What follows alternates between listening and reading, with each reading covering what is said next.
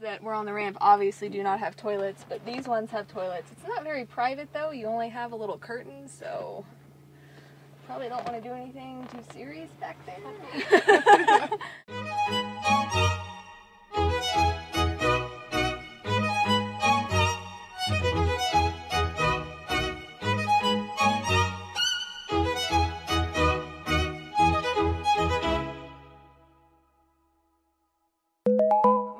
Taylor Brown, and I used to be the assistant chief flight instructor for the commercial curriculum here at Denton.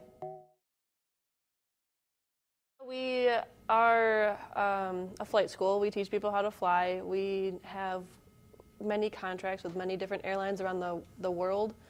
We basically take them from little children that don't know anything and raise them to be big pilots flying to eventually go back home and fly 737s or Airbus 320s and stuff like that. So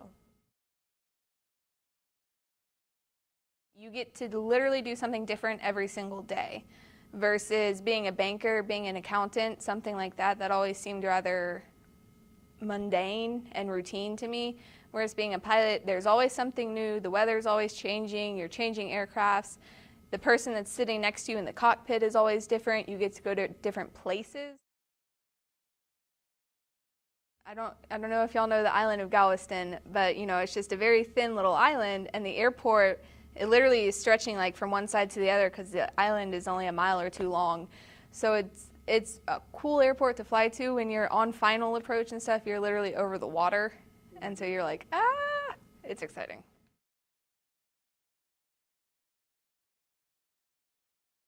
You know, when you talk to a lot of people, a pilot is a very non-traditional job for females, because people expect us to stay home with children, cook, clean, stuff like that. And so obviously if you're an airline pilot or something and you're out on, you know, 3 or 4 day trips where you're not coming home, it's hard to have a family and do those things that are traditionally viewed as a woman's place.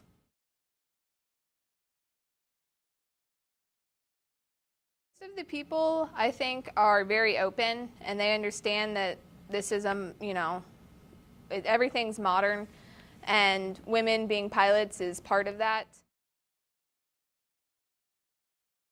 I think one of the biggest things is just spreading knowledge about how to get into the career. It's something that a lot of people don't realize they can do. And if you actually look at the age that a lot of people start flying, they don't start flying right out of high school because they don't realize that you can actually go to school and be a pilot. They think that you have to be extremely smart or enlist in the Army or something along those means to get flight training. And a lot of people don't realize that you can literally just go to aviation schools. You're just not told about it or really educated about it. You don't really think, oh, I'll be a pilot unless you're in aviation. A lot of people, 90% of pilots are a pilot because they had an uncle or some sort of family member, dad, that was a pilot, and that kind of really gets them into it.